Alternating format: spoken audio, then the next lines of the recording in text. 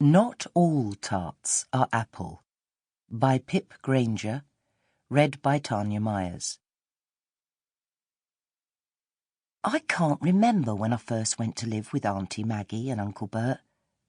Rumour has it that I lived with my mum for the first few months of my life, but that she nipped into the cafe one day to borrow a few quid and somehow managed to leave without me. It seems that I've always been surrounded by the warmth of the kitchen, the smell of food cooking, and the murmur of punters' voices rising and falling above the hiss and bubble of the urn.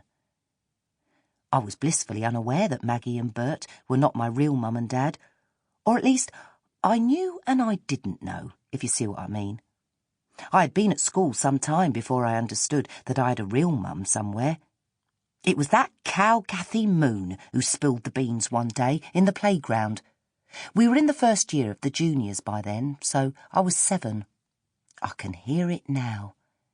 "You haven't got no proper mum and dad, you haven't," in that slippy, slimy voice she used to use. "Your mum's a tart." I didn't know what a tart was then, but I did know I didn't like that Cathy Moon saying it about my mum, whoever she was. I hit her and made her nose bleed, and I didn't care. Auntie Maggie and Uncle Bert were called up to the school, but only Auntie Maggie went. Uncle Bert had to keep the cafe open, and so he got Mrs. Wong in to help. Auntie Maggie put on her best dress and Granny's brooch and her good shoes and took me by the hand and sailed in through the school gate like royalty. Right there in the playground she gave me a big smacking kiss. "Don't you worry, love. I'll sort it out. You run along and play." Of course, up until then I hadn't been worried at all, because I hadn't really twigged that anything was wrong, although I should have got an inkling on account of the dress and Granny's brooch. After that, though, I really was worried and tried to follow her into the building. I suppose I was working on the theory that if I just hung on to the hem of her best moleskin coat, everything would be all right. Auntie Maggie had that effect on everyone. Just stay within the shadow of her mighty bulk and everything would be all right. Trouble was, I had competition.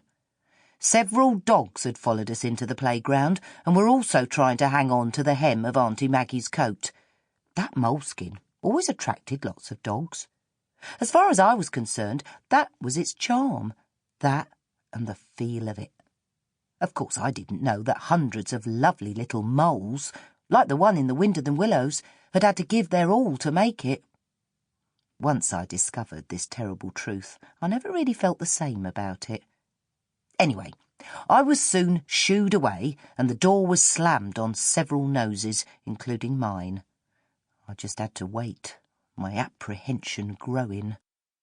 The bell went, and we all lined up in our classes. Miss Well-Beloved, who wasn't, was on duty. This meant that we had what felt like hours of shuffling in our lines and putting our arms out and touching each other's shoulders to go through before she was satisfied with the precision of our spacing and the straightness of our lines and the silence of our tongues and feet.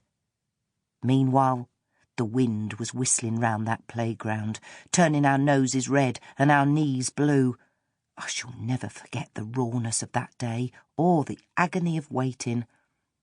I had never considered the possibility of Auntie Maggie and Miss Giles, the headmistress, meeting. Now that I realised it was inevitable, I was very worried.